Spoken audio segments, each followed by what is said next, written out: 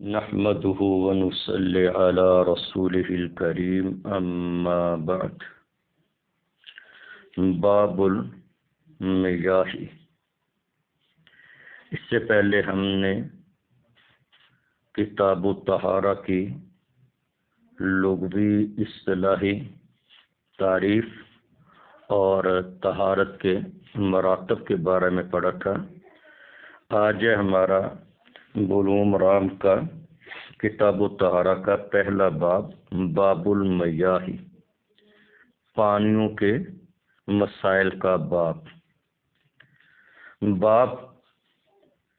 اصطلاح کے اندر لغوی معنی باب کا دروازہ ہوتا ہے، اور اہل علم کی اصطلاح کے اندر باب کہتے ہیں ایک ہی مسئلہ یا ایک ہی قسم سے متعلق مستقل حیثیت کے مسائل کو بیان کرتے ہوئے باب کے ساتھ تعبیر کیا جاتا ہے۔ میاہ یہ ماء ان کی جمع ہے۔ ماء اردو زبان کے اندر پانی کو کہتے ہیں، عربی زبان کا یہ لفظ ہے ماء۔ پانی کے لیے یہ رب سبحانہ و تعالیٰ کی پانی کے بارے میں بڑی عجیب کاراگری قدرت ہے کہ پانی دو گیسوں کا مجموعہ ہے، ہائیڈروجن اور نائٹروجن۔ رب تعالیٰ نے دو گیسوں کو آپس میں ملا کر وہ ایک سیال چیز، بہنے والی چیز، مائع شکل کے اندر پانی بنا دیا اپنی قدرت کاملہ کے ذریعے۔ حالانکہ یہ دونوں گیسیں ایک جلانے کا کام کرتی ہے اور ایک جلتی پر تیل کا کام کرتی ہے، اور یہ رب تعالیٰ کی عجیب قدرت ہے کہ رب تعالیٰ نے ان دونوں گیسوں کو جمع کر کے آگ وغیرہ بجھانے کے لیے بھی یہ پانی استعمال ہوتا ہے۔ تو پانی کے اندر ماء یعنی ان دو گیسوں کے مجموعے کو ماء اس وقت تک کہا جائے گا جب اس کے اندر دو وصف پائے جائیں، ایک رقت، دوسرا سیلان۔ یعنی کہ پانی کے اندر دو وصف ہوتے ہیں، ایک پانی کے اندر رقت یعنی پتلا پن، اور دوسرا اس کے اندر بہنے کا وصف ہوتا ہے۔ اس لیے اگر کپڑے وغیرہ پر گرے تو یہ کپڑے کے تانے بانے کے اندر سے گزر جاتا ہے پتلے پن کی وجہ سے، رقت کی بنا پر، اور ایسی اگر کوئی ٹھوس چیز پر یہ گرے تو یہ بہہ جاتا ہے۔ تو پانی کے جب تک یہ دو وصف ہیں اس کو ماء کہا جائے گا۔ جب ان دو اوصاف میں سے کوئی وصف بدل جائے تو اس کو پھر پانی کا نام، ماء کا نام نہیں دیا جائے گا، بلکہ اس کو ہم کوئی مشروب کا نام دے دیں گے، جس طرح روح افزا، جام شری وغیرہ جو ہے۔ اب ان کے اندر پانی ہوتا ہے لیکن ان کے اندر مختلف چیزیں ڈالنے کی وجہ سے وہ عرق وغیرہ یا کوئی چینی وغیرہ اس طرح کی چیزیں ڈالنے سے اس کے اندر سے رقت بھی ختم ہو جاتی ہے، سیلان بھی ختم ہو جاتا ہے، تو اس لیے پھر ان کو پانی نہیں کہا جائے گا۔ تو پانی جب اس کے اندر دو وصف موجود ہیں، ایک رقت والا اور ایک سیلان والا، پانی کی تعریف بھی یہ کی جاتی ہے کہ جس کے اندر رقت اور سیلان پایا جائے اس کو ماء کہا جاتا ہے۔ تو یہ رب تعالیٰ کی کاراگری ہے، رب تعالیٰ کی قدرت کا عظیم شاہکار ہے۔ اس پر تمام جاندار اشیاء کی زندگی کا دار و مدار ہے کہ رب تعالیٰ نے دو گیسوں کو جمع کر کے مائع شکل کے اندر، سیال شکل کے اندر پانی جیسی نعمت مارز وجود کے اندر لا دی۔ اور کل قیامت کے دن رب تعالیٰ جب ان دونوں گیسوں کو الگ الگ کر دے گا تو یہی پھر سمندروں کے اندر آگ لگنے کا ذریعہ بن جائے گی، جس طرح کے 30ویں پارے کے اندر رب تعالیٰ نے مختلف مقامات پر اذا البحار فجرت اور اذا البحار سجرہ سے تعبیر کیا ہے، یہ سمندروں کے اندر آگ بڑک اٹھے گی، یعنی کہ پانی کے اندر آگ بڑکنا یہ بظاہر عقل نقل کے خلاف ہے۔ تو کل قیامت کے دن رب تعالیٰ ان دونوں گیسوں کو اپنے قدرت کاملہ سے الگ بھی کر دے گا، یعنی کہ جس طرح رب تعالیٰ نے دونوں گیسوں کو اکٹھا کر کے سیال شکل کے اندر، مائع شکل کے اندر پانی بنا دیا ہے، تو رب تعالیٰ وہ کل قیامت کے دن ان دونوں گیسوں کو الگ کر دے گا۔ تو جب الگ ہوگا زمین پھٹے گی، زمین سے لاوا نکلے گا، تو سمندروں کے اندر آگ لگ جائے گی۔ ایک گیس آگ جلانے کا کام کرے گی، دوسرا آگ پر جلتی تیل کا کام کرے گی، تو سمندروں کے اندر آگ بڑک اٹھے گی۔ تو یہاں باب المیہ یعنی پانیوں، مختلف قسم کے پانیوں کے احکام و مسائل کا بیان۔ تو جو بھی پانی کی تعریف کے اندر آئے گا اور اس کے اندر، اس چیپٹر کے اندر بیان کردہ اوصاف پائے جائیں گے، وہ پانی طہارت کے قابل ہوگا، پینے کے قابل ہوگا، وضو غسل کے قابل ہوگا۔ اگر وہ اوصاف پانی کی دو بنیادی وصف رقت اور سیلان نہ پائے جائیں تو وہ پانی طہارت وغیرہ کے استعمال میں نہیں آئے گا۔ تو پانی اور مٹی یہ دو چیزیں دین اسلام کے اندر اعلی تطہیر ہے، یعنی ان دو چیزوں کے علاوہ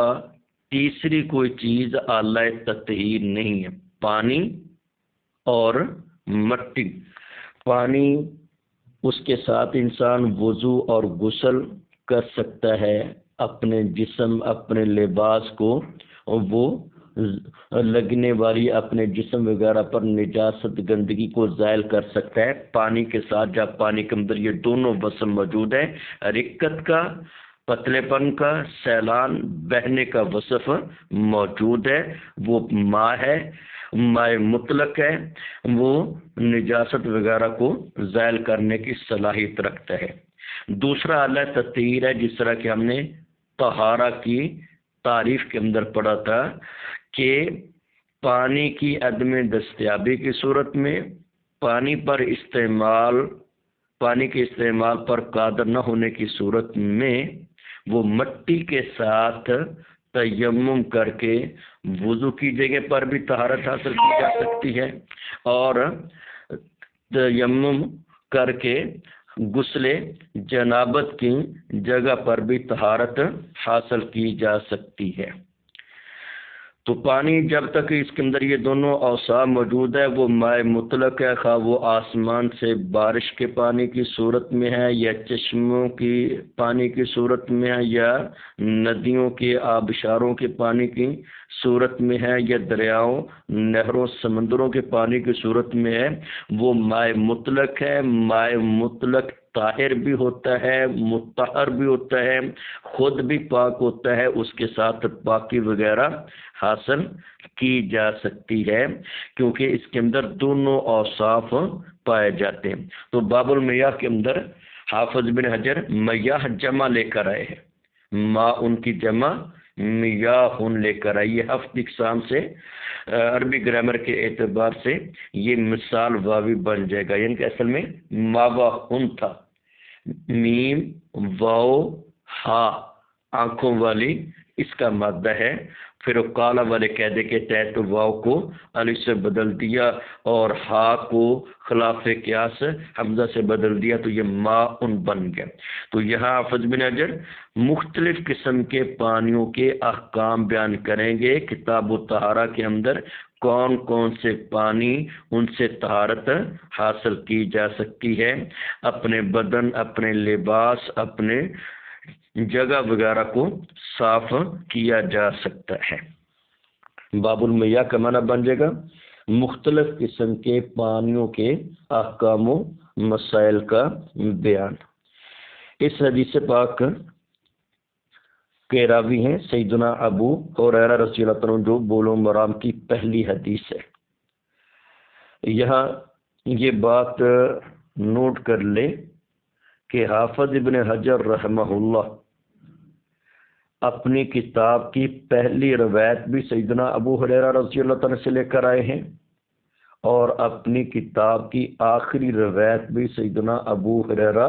رضی اللہ تعالی عنہ سے لے کر آئے ہیں، کیونکہ سیدنا ابو ہریرہ رضی اللہ تعالیٰ عنہ بڑی جلیل القدر شخصیتیں، صاحب علم و فضل ہیں۔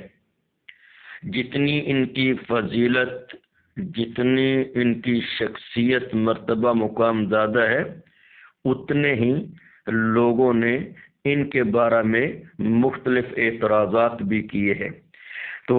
ہمارے سلف صالحین سیدنا ابو ہریرہ رضی اللہ تعالیٰ عنہ کا جب ذکر آتا تو بڑے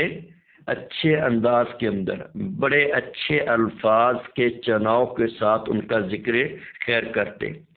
علامہ ذہبی رحمہ اللہ نے سیر و اعلام النبلاء کے اندر بڑے احسن انداز کے اندر کہا، الامام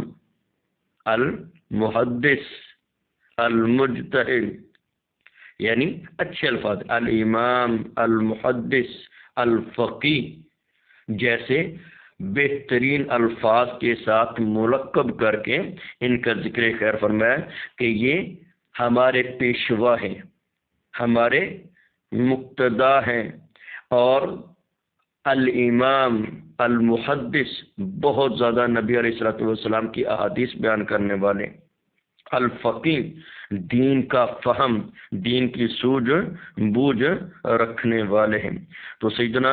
ابو ہریرہ رضی اللہ تعالیٰ عنہ نبی کریم صلی اللہ علیہ وسلم کے صحابہ میں سے بڑے جلیل القدر صحابی ہیں۔ ان کے نام کے بارے میں اختلاف ہے، کنیت سے زیادہ مشہور ہے، یعنی کہ ان کی کنیت ابو ہریرہ یہ زیادہ مشہور ہے۔ ابو ہریرہ کا لغوی معنی دیکھا جائے تو بنتا ہے بلی کا باپ۔ ہریرہ، ہرتن کی تصغیر بن جاتی ہے، تو ہریرہ کا معنی یہاں بلی کا باپ، لیکن یہاں ابو جو ہے، ابو ہریرہ، ابو باپ کے معنی کے اندر نہیں، ابو عربی زبان کے اندر یہ زو کا معنی دینے کے بھی آ جاتا ہے، والا کا معنی، صاحب کا معنی دینے کے لیے بھی آ جاتا ہے۔ تو ابو ہریرہ کا معنی بن جائے گا بلی والا، بلی سے پیار کرنے والا۔ بعض روایت میں کہ سیدنا ابو ہریرہ رضی اللہ تعالیٰ عنہ بلی سے بڑا پیار کیا کرتے تھے، تو جب کہیں جاتے تو بلی کو رکھ جاتے، آتے ہی پھر بلی کو پکڑ کر اس سے بڑا پیار کرتے۔ تو ایک دن نبی کریم صلی اللہ علیہ وسلم نے ان کو بلی اٹھائے ہوئے دیکھ کر آپ نے یا ابا ہریرہ کا لفظ بولا، تو سیدنا ابو ہریرہ رضی اللہ تعالیٰ نے آپ کی زبان نبوت سے نکلے ہوئے ان الفاظ کو اپنے لیے پسند کر لیا کہ اللہ کے پیغمبر کی زبان نبوت سے یہ الفاظ نکلے، اس لیے پھر ان کی اسی کنیت کے ساتھ شہرت ہوگی، مشہوری ہوگی، اور ان کا نام پس پردہ میں چلا گیا۔ تو سوان عمری کی کتابوں کے اندر سیدنا ابو ہریرہ رضی اللہ تعالیٰ عنہ کا نام کئی اقوال ہیں، ان میں سے 2 اقوال زیادہ راجح ہیں۔ ان کا نام عبداللہ تھا یا عبد الرحمن، قبیلہ دوس کے یہ فرد تھے، اور تقریباً خیبر والے سال سن 6 ہجری کے اندر اسلام قبول کیا انہوں نے، اور نبی کریم صلی اللہ علیہ وسلم کے ساتھ ہر وقت رہے، سفر حضر کے اندر بھی اللہ کے پیغمبر کی معیت اختیار کی، کاروبار و زندگی، مشاغلے دنیا سے قطع تعلق ہو کر اللہ کے پیغمبر کی صحبت، آپ کی صحبت کا لزوم اختیار کیے رکھا، اور نبی علیہ الصلوۃ والسلام کی احادیث کو سب سے زیادہ بیان کرنے والے صحابہ میں سے ہیں۔ تقریباً 5384 کے قریب یہ احادیث نبویہ بیان کرتے ہیں۔ یہ اتنی بڑی تعداد ہے کہ کوئی اور صحابی اتنی تعداد میں روایات نہیں بیان کرتا۔ تقریباً 3-4 سال نبی کریم صلی اللہ علیہ وسلم کی صحبت اور معیت نصیب ہوئی ہے،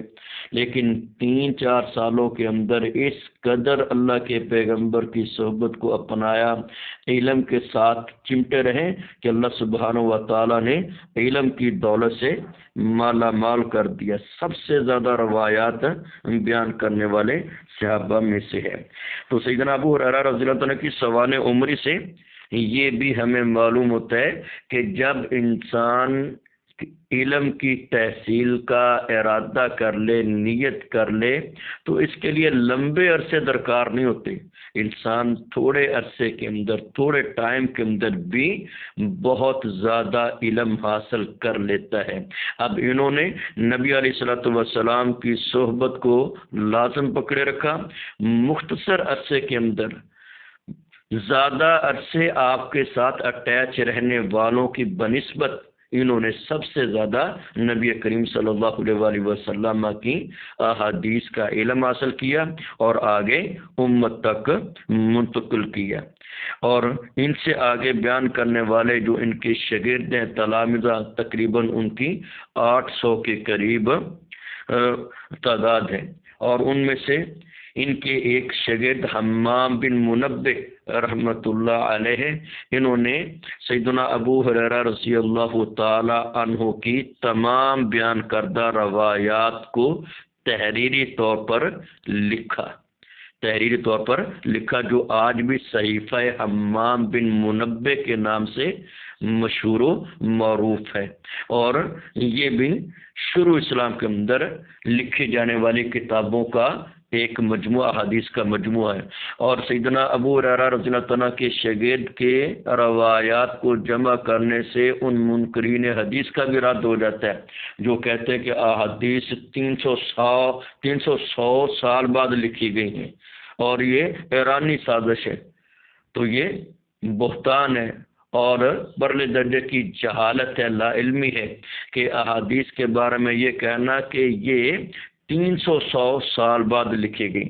نبی علیہ الصلوۃ والسلام نے اپنی زندگی کے اندر ہی لکھوائی بھی ہیں، صحابہ نے آپ کی زندگی کے اندر لکھی بھی ہیں۔ خود سیدنا ابو ہریرہ رضی اللہ تعالی عنہ کا بیان ہے کہ مجھے سب سے زیادہ احادیث یاد ہے سوائے عبداللہ بن عمر رضی اللہ تعالی عنہ کے، کہ وہ اللہ کے پیغمبر کی احادیث لکھ لیا کرتے تھے، میں لکھا نہیں کرتا تھا۔ سیدنا عبداللہ بن عمر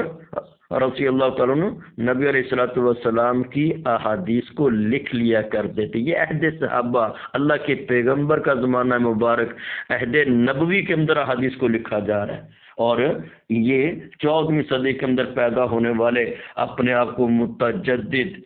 محقق کہلوانے والے، وہ یہ مستشرقین دیگر جو ہیں وہ دعویٰ کرتے ہیں کہ احادیث 300 سال بعد لکھی گئی، حالانکہ اللہ کے پیغمبر کی زندگی کے اندر لکھی گئی۔ بلکہ عبداللہ بن عمر سنن ابو داود اور دیگر کتب کے اندر ان کی روایت موجود ہے کہ وہ اللہ کے پیغمبر کی جو بھی بات سنا کرتے تھے لکھ لیا کرتے تھے۔ تو لوگوں نے اعتراض کیا کہ اللہ کے پیغمبر کبھی جمال کے اندر ہوتے ہیں، کبھی جلال کے اندر ہوتے ہیں، کبھی غصے کے اندر ہوتے ہیں، آپ بھی بشر انسان ہے، آپ کی کیفیت بدلتی رہتی ہے، لہذا کبھی جلال کے اندر ہے، کبھی جمال کے اندر۔ اللہ کے پیغمبر کی ہر بات نہ لکھا کرو۔ لوگوں نے، قریش کے لوگوں نے ان پر پابندی لگانا چاہیے۔ وہ نبی علیہ الصلوۃ والسلام کے پاس گئے اور جا کر بیان کیا، تو نبی علیہ الصلوۃ والسلام نے فرمایا کہ عبداللہ لکھ لیا کر، کیونکہ اس زبان سے حق کے علاوہ کچھ نکلتا ہی نہیں۔ اب اللہ کے پیغمبر اپنے صحابیوں کو کہہ رہے ہیں کہ میری جو باتیں ہوتی ہیں، میری جو احادیث ہوتی ہیں، ان کو لکھ لیا کر، کیونکہ میری زبان سے جو بھی نکلتا ہے حق نکلتا ہے، میں جلال کے اندر ہوں یا جمال کے اندر ہوں، میری زبان سے حق ہی نکلے گا، لہذا تو اس کو لکھ لیا کر. تو عبداللہ بن عمر رضی اللہ تعالیٰ عنہ نبی علیہ الصلوۃ والسلام کے زمانہ مبارک میں آپ کے حکم کی تعمیل کرتے ہوئے پہلے بھی لکھتے رہے، اور جب آپ نے لوگوں کے اعتراض کے جواب کے اندر کہا پھر بھی لکھتے رہے. تو ان کی جمع کردہ احادیث کا مجموعہ وہ صحیفہ صادقہ کے نام سے مشہور و معروف ہے، اور ان کا یہ جمع کردہ مجموعہ ان کے پوتے شعیب کے پاس ہے. ان کے پوتے یعنی جو سیدنا عبداللہ بن عمر کے بیٹے ہیں،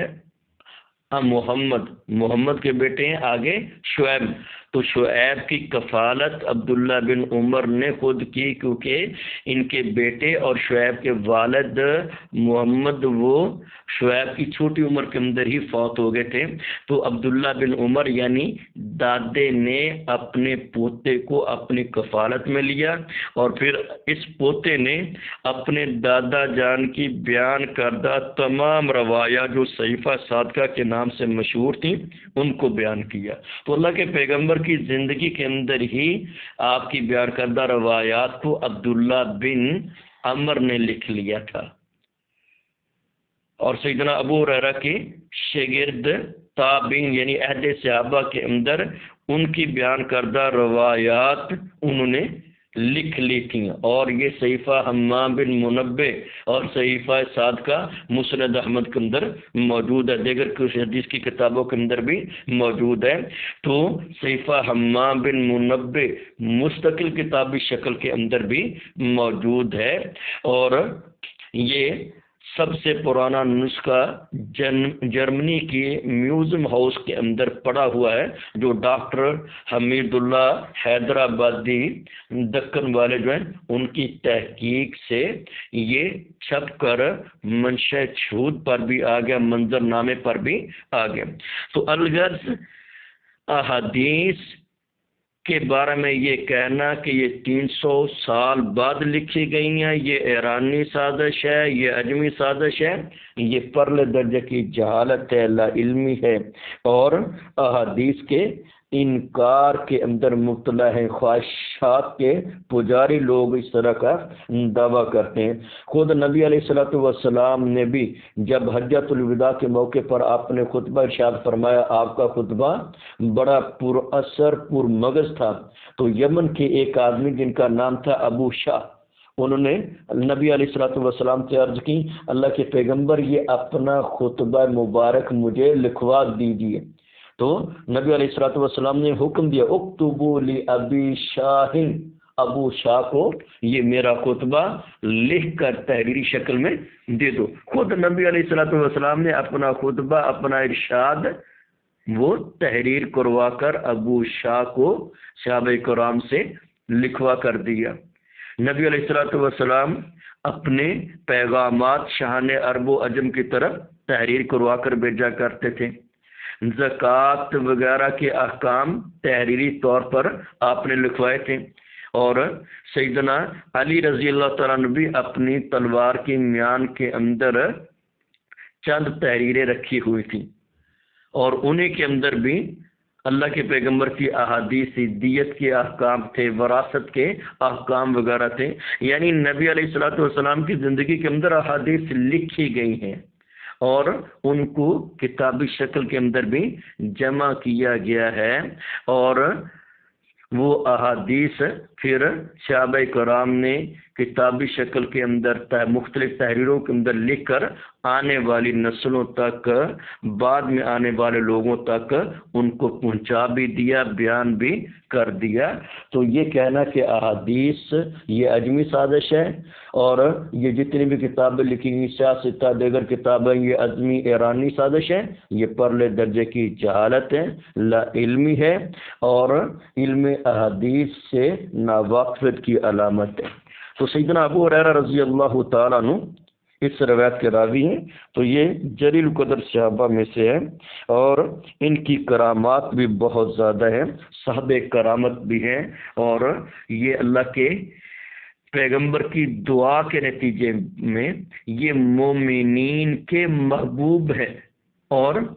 مومنوں سے یہ محبت کرتے ہیں اور مومن ان سے محبت کرتے ہیں۔ چونکہ سیدنا ابو ہریرہ رضی اللہ تعالیٰ عنہ خالصتاً اللہ کے پیغمبر کی احادیث بیان کرتے ہیں، تو بہت سارے لوگ ان کی بیان کردہ روایت جو ان کے مسلک کے خلاف آتی ہے تو جواب ان کے پاس نہیں ہوتا، ان کے پاس اس کا جواب نہیں ہوتا یا اس کے مقابلے کو دلیل نہیں ہوتی، تو پھر اس روایت کو رد کرنے کے لیے نعوذ باللہ ثم نعوذ باللہ سیدنا ابو ہریرہ رضی اللہ تعالیٰ کے بارے میں یہ رائے دے دیتے ہیں کہ یہ غیر فقیہ صحابی ہے، یہ غیر فقیہ صحابی ہے، لہذا غیر فقیہ صحابی کی روایت اگر قیاس کے خلاف ہو تو وہ مردود ہوتی ہے۔ اس صحابی کی اپنی رائے نہیں ہے، صحابی اللہ کے پیغمبر کا ارشاد نقل کر رہا ہے، تو گویا کہ صحابی کو آڑ بنا کر نعوذ باللہ اللہ کے پیغمبر کی بات کو ریجیکٹ کیا جاتا ہے، اللہ کے پیغمبر کو نعوذ باللہ غیر فقیہ باور کروایا جاتا ہے، حالانکہ یہ وہ عظیم الشان صحابی رسول ہیں جو سیدنا عمر رضی اللہ عنہ کے دور خلافت کے اندر فتویٰ نویسی کا کام کرتے رہے، مفتی کے فرائض سر انجام دیتے رہے، اور مروان کے دور حکومت کے اندر مدینہ کے گورنر رہے، مدینہ کے اندر یہ اپنے اختیارات کے ذریعے اللہ کے پیغمبر کی احادیث پر لوگوں سے طاقت کے ذریعے عمل کرواتے تھے۔ جس طرح سیدنا ابو ہریرہ رضی اللہ تعالیٰ عنہ نے ایک روایت بیان کی کہ نبی علیہ الصلوۃ والسلام نے ہمسائے کے حقوق بیان کرتے ہوئے ہمسائے کے حقوق کو اتنی اہمیت دی، فرمایا کہ اگر کوئی ہمسایہ اپنے ہمسائے کی دیوار پر اپنا گارڈر، اپنا شہتیر، اپنا ٹی آر رکھنا چاہے تو وہ اس کو نہ روکے، تو لوگ بڑی للچائی نظروں سے، حیران کن نظروں سے، غصے والے انداز میں دیکھنے لگے۔ سیدنا ابو ہریرہ نے کہا کہ اگر تم میں سے کوئی ایک ہمسائے کو اس کے اس حق سے روکے گا جو شریعت نے دی، اللہ کے پیغمبر نے بیان کیا، تو میں ابو ہریرہ ہمسائے کا گارڈر، شہتیر، ٹی آر اس کے کندھے پر رکھ کر اس حدیث پر عمل کرواؤں گا۔ یعنی اللہ سبحانہ و تعالیٰ نے ان کو اقتدار دیا تو اپنے اختیارات کے ذریعے لوگوں سے نبی کریم صلی اللہ علیہ وآلہ وسلم کی احادیث پر عمل کروایا۔ متبع کتاب و سنت صحابی ہیں، تو اللہ کے پیغمبر کی احادیث کے راوی بھی ہیں، ان پر عمل پیرا ہونے والوں میں سے بھی ہیں اور ان کو آگے پھیلانے والوں میں سے بھی ہے، لیکن اپنے مسلک کے خلاف کوئی روایت آ جانے کی وجہ سے کئی لوگوں نے سیدنا ابو ہریرہ پر اعتراض کر دیا۔ سب سے زیادہ اعتراض حدیث مسرات، یہ آگے جا کر روایت آئے گی کہ ایسا جانور جس کے تھنوں کے اندر دودھ وغیرہ روک لیا جائے تاکہ یوں محسوس ہو خریدنے والے کو کہ جانور اس کا دودھ بہت زیادہ ہے، یہ جانور بڑا دودھ دینے والا جانور، دھوکہ دینے کے لیے جانور کے تھنوں کے اندر دودھ روک لیا جائے، وہ بکری ہے، وہ گائے، بھینس، کوئی بھی جانور دودھ دینے والا۔ تو اللہ کے پیغمبر کا ارشاد بیان کرتے سیدنا ابو ہریرہ کہ اگر ایسا جانور کسی کے ساتھ دھوکے کے ساتھ کسی نے خرید لیا اور بیچنے والے نے دھوکہ دیا ہے، 3 دن تک اسے اختیار ہے کہ اگر وہ واپس کرنا چاہے تو وہ جانور واپس کر دے اور 1 سا کھجوروں کا دے دے۔ اب یہ حدیث ہے، اور اس حدیث کے مطابق امام شافعی رحمہ اللہ وغیرہ اساتین علم محدثین کا موقف بھی یہی ہے کہ اگر ایسا جانور دھوکے سے بیچ دیا گیا ہے خریدار کو 3 دن کے اندر، کیونکہ 3 دنوں کے اندر پتہ چل جاتا ہے کہ یہ دھوکہ دیا گیا یا نہیں، جتنا نظر آ رہا تھا اتنا دودھ تو نہیں، پہلے دن تو دے دیا، دوسرے دن بہت کم، تیسرے دن اس سے بھی کم، تو اس کو 3 دنوں کے اندر اختیار ہے کہ وہ اپنا جانور واپس کر دے اور اپنی رقم لے لے، اور جانور واپس کرتے وقت 1 سا کھجوروں کا دے دے۔ یہ حدیث ہے،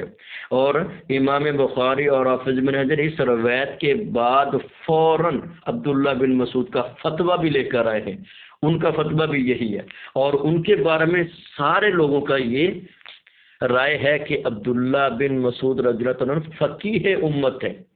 اب سیدنا ابو ہریرہ اللہ کے پیغمبر کی روایت بیان کرتے ہیں، عبداللہ بن مسعود اس روایت کے مطابق فتویٰ دیکھیں، دیکھیے عجیب تقسیم ہے، اس فتویٰ دینے کے باوجود عبداللہ بن مسعود فقیہ امت اور ابو ہریرہ رضی اللہ عنہ اللہ کے پیغمبر کی یہی روایت بیان کرنے والے نعوذ باللہ وہ غیر فقیہ قرار پائے، غیر فقیہ کہہ دیے۔ حالانکہ ہمارے علامہ ذہبی نے کیا ذکر کیا، الامام، المحدث، الفقیہ، اور بھی بہت زیادہ القاب دیے، محبوبنا و محبوب المؤمنین، ہمارے امام، ہمارے پیشوا، احادیث بیان کرنے والے، اللہ کے پیغمبر کی احادیث کو بیان کرنے والے، فقیہ، دین کا تفقہ رکھنے والے، دین کی سوجھ بوجھ رکھنے والے، مشکل ترین مسائل کا حل بیان کرنے والے، مومنوں کے بھی محبوب، ہمارے بھی محبوب، اور تمام اہل ایمان کے محبوب ہیں۔ تو اب یہ روایت چونکہ احناف کا اس بارے میں موقف ہے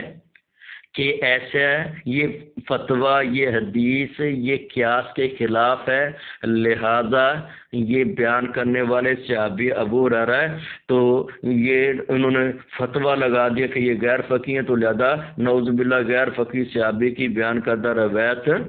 وہ مردود ہوتی ہے، وہ قبول نہیں کی جائے گی۔ تو عبداللہ بن مسعود رضی اللہ تعالیٰ عنہ ان کا فتویٰ بھی ان کو ہم فقیہ امت کہتے ہیں، جو اللہ کے پیغمبر کی حدیث بیان کر رہے ہیں اس کو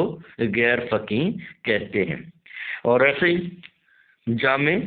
دمشق کے اندر، دمشق کی جامع مسجد کے اندر ایک حنفی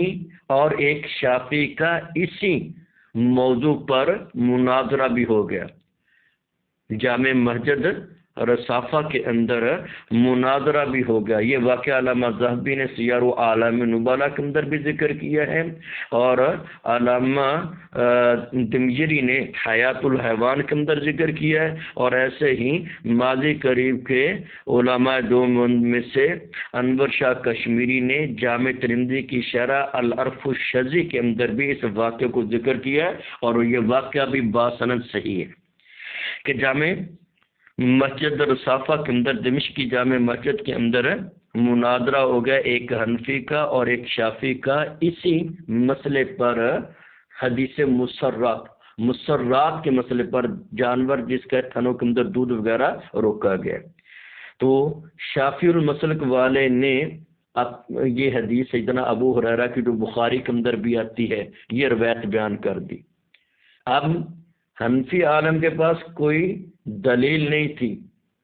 اس مسئلے پر کوئی دلیل نہیں تھی، تو لہذا کوئی دلیل پیش کرنے کی بجائے یا اس مسئلے کو قبول کرنے کی بجائے اس نے فوراً بڑے مجمع کے اندر یہ کہہ دیا کہ اس روایت کو بیان کرنے والے ابو ہریرہ غیر فقیہ ہیں، اور غیر فقیہ راوی کی روایت قیاس کے خلاف ہو تو وہ مردود ہوتی ہے، قبول نہیں کی جاتی۔ اس نے اتنی بات کی ہے تو کہتے ہیں وہاں کے جو عینی شاہد ہے کہ مسجد کی چھت سے ایک کالا ناگ گرا اور اس کے پیچھے لگ گیا۔ اب وہ حنفی آگے پیچھے دائیں بائیں بھاگ رہا ہے، سانپ اس کا تعاقب نہیں چھوڑ رہا، اس کے پیچھے لگا ہوا ہے۔ بھاگتے بھاگتے کسی کے پاس سے گزرا تو کسی نے اس کے کان کے اندر کہہ دی جو تو نے بات ابو ہریرہ کے بارے میں غیر فقیہ ہونے کی کہی ہے، اپنے الفاظ واپس لے لے، اللہ سے توبہ کر لے۔ صحابی کے بارے میں جو تو نے یہ نصیبہ بات کہہ دی ہے، یہ جرح کر دی ہے صحابی پر، اپنے الفاظ واپس لے لے تو تیری جان بخشی ہو سکتی ہے۔ اس نے اپنے الفاظ واپس لیے، توبہ کی، تو پھر وہ سانپ غائب ہو گیا، پتہ ہی نہیں چلا کہاں گیا۔ تو یہ سیدنا ابو ہریرہ کی زبردست کرامت ہے کہ رب تعالیٰ نے اپنے پیغمبر کے جانثار فداکار صحابی کے وفات پا جانے کے کئی سالوں بعد بھی رب تعالیٰ نے کئی عرصے بعد، کئی 100 سالوں بعد بھی رب تعالیٰ نے اپنے پیغمبر کے صحابی کی عزت کا دفاع فرمایا کہ جس نے نزیبہ کلمہ بولا رب تعالیٰ نے اس کے پیچھے کالا ناگ لگا دیا، جب تک اس نے اعتراف نہیں کیا، اپنے الفاظ واپس نہیں لیے، صحابی کی عظمت کا اقرار نہیں کیا، اتنی دیر تک وہ کالا ناگ اس نے اس کا پیچھا نہیں چھوڑا۔ تو یہ سیدنا ابو ہریرہ رضی اللہ عنہ کی کرامت ہے، اور اللہ تعالیٰ اپنے پیغمبر کے جانثاروں کا دفاع کر کے بتلا دیتے ہیں کہ یہ دراصل یہ ابو ہریرہ کا دفاع نہیں ہے، یہ اللہ کے پیغمبر کی احادیث کا دفاع، کیونکہ ابو ہریرہ نے اپنی رائے نہیں دی، اپنا کوئی فتویٰ نہیں بیان کیا، سیدنا ابو ہریرہ نے نبی کریم صلی اللہ علیہ وآلہ وسلم کا ارشاد گرامی نقل کیا تھا۔ تو سیدنا ابو ہریرہ رضی اللہ تعالیٰ عنہ بڑی جلیل القدر شخصیت ہے، اور صحیح مسلم کی روایت کے مطابق لمبا واقعہ ہے تو نبی علیہ الصلوۃ والسلام نے دعا کی ہے سیدنا ابو ہریرہ کے بارے میں، اور کہ ابو ہریرہ رضی اللہ عنہ نے عرض کیا تھا کہ رب اللہ کے پیغمبر اللہ تعالیٰ سے دعا کیجیے کہ اللہ تعالیٰ مجھے مومنوں کا محبوب بنا دے اور مومنوں کو ہمارے نزدیک محبوب بنا دے۔ پھر اللہ سبحانہ و تعالیٰ کے پیغمبر نے ان کی حق میں دعا کی، ابو ہریرہ کے بارے میں، ان کی والدہ کے بارے میں، اللہ ابو ہریرہ اور اس کی ماں کو مومنوں کا محبوب بنا دے اور مومنوں کو ان کے نزدیک محبوب بنا دے۔ اس لیے ہمارے سلف ان کا تذکرہ کرتے ہوئے ساتھ لکھتے ہیں الامام المحدث الفقی محبوبنا و محبوب المؤمنین، ہمارے بھی محبوب ہیں اور تمام مومنوں کی محمود ہے، اور یقیناً جو بھی مومن ہے وہ لازماً سیدنا ابو ہریرہ سے اس مسلم کی روایت کی بنا پر محبت کرے گا۔ تو لہذا اس راوی سے امام ابن حجر رحمہ اللہ نے اپنی کتاب کا آغاز کیا، اور انہی کے روایت پر اختتام کر کے دنیا والوں کو یہ بتا دیا کہ جن کو تم غیر فقیہ کہتے ہو، میں اسی صحابی کی روایت سے اپنی کتاب کا آغاز کر رہا ہوں اور اسی کی روایت پر میں اپنی کتاب کا اختتام کر رہا ہوں۔ درمیان میں ساکئی روایات، ان کی بیان کردہ روایات کا یہ مجموعہ بڑا پڑا ہے، دنیا 100 دفعہ لاکھ دفعہ بھی ان کو غیر فقیہ کہہ لے، لیکن ہمارے نزدیک یہ الامام المحدث الفقی محبوبنا و محبوب المؤمنین ہے۔ تو اس روایت کے راوی سیدنا ابو ہریرہ ہے، تو یہ سیدنا ابو ہریرہ رضی اللہ تعالیٰ عنہ کا مختصر سا تعارف ہے۔ انشاءاللہ بقیہ ہم شام کو اگلے درس کے اندر بیان کریں گے۔